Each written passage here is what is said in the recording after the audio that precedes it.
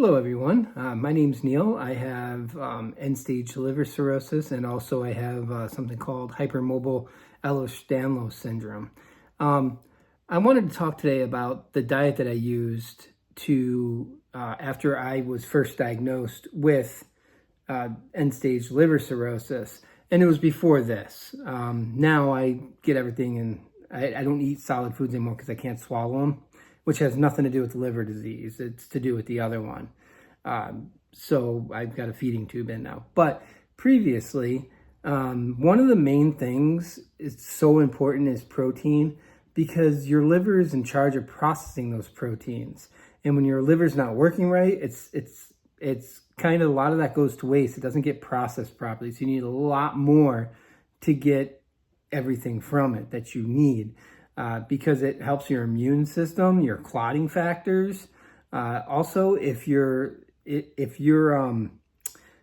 protein goes too low, it may start eating your muscle masses, like your arms and legs and wherever. And there's a lot of other muscles internally and stuff like that that could wind up towards the end, if you continue going that way. So that's why it's so important to get the amount of protein that you need to be able to continue on. Because at the time that I was diagnosed, I spent about 6 months in the hospital. And the last one I had a chest tube in. And then I was in there for about 45 days the last time. And I just made the decision to keep moving. So I would walk and walk and walk until I was healthy enough to be able to go home. And so as far as the diet goes, what I started doing was I made sure that it was protein packed. So if I did breakfast, I would do like oatmeal with protein. You can buy that at your local grocery store. Quaker has a really good one.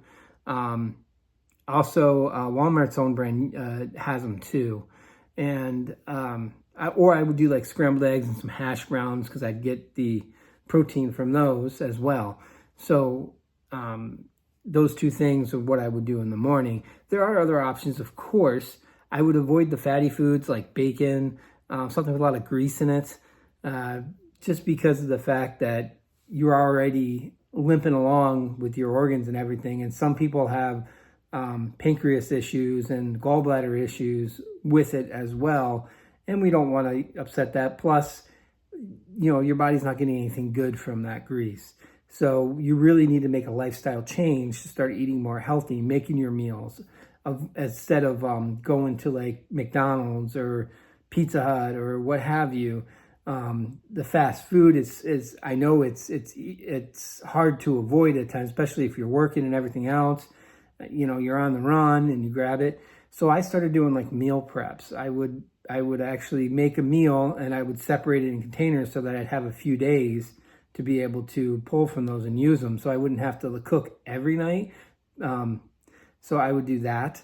But again, the protein's so important. The other option too for breakfast, like I was saying, I would do the oatmeal or scrambled eggs. Another one is Walmart carries a Total Nutrition protein drink, and it's got a lot of vitamins and minerals in it. It's supposed to replace a meal. Nothing has like 35 grams of protein, and I think they're like $6.99 or $7.99 for a 6-pack. They're not bad at all. So they're only around $1.25 a piece or so. So that's an option as well. I would do one of those in the mornings. I've done before. Lunchtime, I again would look for something, whatever I wanted, that would have the higher proteins. With that, you can find soups that have higher protein. Just avoid the heavy salt if you can, because you don't want a ton of salt in there, because that will affect the SETIs, the legs getting swollen and the fluid in the stomach and stuff like that. That can affect all of that.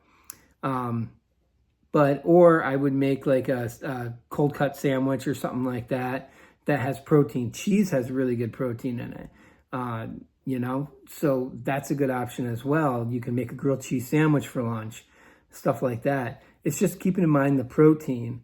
For dinner time, I would normally do a major protein like pork or chicken, usually one of those two, because of the fact that, one, they're more inexpensive. Also, you get, for what you're doing, you get better benefits out of the pork and the chicken because they got more protein than what the beef does. And so I would make something like that, and then maybe a canned vegetable, I would do with that, maybe green beans or corn or, something like that. And then I would do like a starch, so maybe rice, a potato, and those meals there I would make, and the dinner time is when I would, make a little extra, and I would pack those aside so that if I wanted it for the next day's lunch, it was there. Or, I would do that and then make something new the next night for dinner, but your lunch was already prepared for you. All you had to do was heat it up. So I would do that. You could also take those to work with you, get little snap shut containers and throw it in the microwave. If you make a little extra for dinner the night before, that's always a good idea to do. So as far as getting the protein, if you stick with that, you'll notice you'll hit real close to that 200, as long as your every meal's got protein incorporated into it. They do make a lot of protein bars and protein snacks, but they're really expensive. They're definitely not cheap. I mean, one of those protein bars could run you $3 for crying out loud. Some of them are pretty expensive for just a quick boost. But I would look for granola bars. A lot of granola bars would be cheaper, but they'll have some protein in them. So I'd look for that. I'd always check the packages. So if I was out somewhere and I needed something quickly, I got it right there. Because, I mean, there's times that your protein could go low and it's going to make you drag. You're going to feel weak. You may wind up, I start to get a little bit dizzy when it happens. And then as soon as I eat something, all that feeling goes away. So it's better. So it can happen like that. So keep an eye out for those things. Little quick things to carry with you, look around for. Like I said, the key is the protein. Find something that's got protein. There's a lot of, I don't do a lot of pasta because there's not really a whole lot of pasta that would help with, liver disease. I do know that there is some different plant-based pastas that do have proteins. I mean, that would be okay. Another good thing is beans. Even a chili for lunch or something like that, or something you can even, soak the beans and cook them and eat those if you want a day without meat. Beans are a great replacement for meat.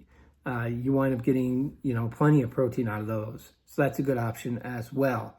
As far as that, the diet's pretty simple. I mean, you don't have to go crazy. You don't have to sign on to some special program or anything like that. You just got to keep in mind that you got to keep your protein up higher than a normal person. So I would check with your liver doctor as far as find out how much protein you need a day and base your meals on that. For me, they told me 200 grams. So to get there, I might have had, as in between breakfast and lunch and in between lunch and dinner, I would do one of those protein drinks that I was talking about earlier. And I would take one of those in between.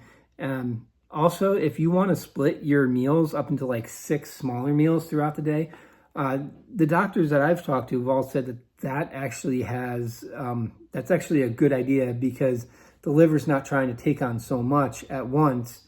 You're doing these little meals, so it gives it time to be able to soak that stuff in so you're not losing as much. So, I mean, that's a good option too. So it's nothing crazy. It's just a matter of avoiding fatty foods, things that are not good for you. Keep your, snack, your candy thing to, if you like certain candies or you like, ice cream or what have you, try to keep that, to a minimum. It doesn't mean you can't have them anymore. It just means that you want to stay healthy because the healthier you are, the better chance you're going to give your liver to be able to continue pushing on. I mean, when I was in the hospital, I had my MELD score was up I think it was 28 or 29, which is really high. And, I sit now around 16 or so. So, I mean, that came down big time. So it can happen. So plus exercising, that's so important. If, and exercise what is in your ability to do. If maybe maybe you can't do as much or you do a little less, you can find little things like a short little walk, or maybe, you know, whatever that might be. You don't have to, you know, go crazy with that. Just, you know, get yourself moving every day, especially if you can get outside and get moving and stuff like that. You know, being out in the sun, that not only is it, you know, you get that vitamin D from the sun, but hey, also, you know, if you're in the house all the time, things can seem kind of bleak. But if you get outside, you know, that can make you feel healthier just by enjoying the sun, enjoying the day. That really can help as well. So, like I said, it's just a matter of being smart about what you eat. You know, beans or chicken or pork are good, the proteins I usually choose as far as those go. You can eat beef. I mean, that's nothing against it. It's just so expensive. You know, I do ground pork as opposed to like if I do like some kind of meal thing or whatever, and I got ground beef. Instead of ground beef, I'll do ground pork. So it's a little bit less money too. So, you know, so nothing crazy here. So it's just a simple, just keep an eye on the amount of protein you're taking in, and keep your sugar and your fatty food intake down. And that's about it. So nothing crazy, nothing special. I never signed up for anything. I had never used protein powder. I've tried it before, but I couldn't get over that chalky taste. No matter how many times I shook it, I don't know. I was never into the protein powder. I found protein different ways. So, but if you happen to, you know, something works for you in particular and you want to put it in the comments, go ahead. Also, if you like this video, please give me a like and follow. That helps out the algorithm. And once again, thank you so much for watching this video. I hope everyone has an amazing day.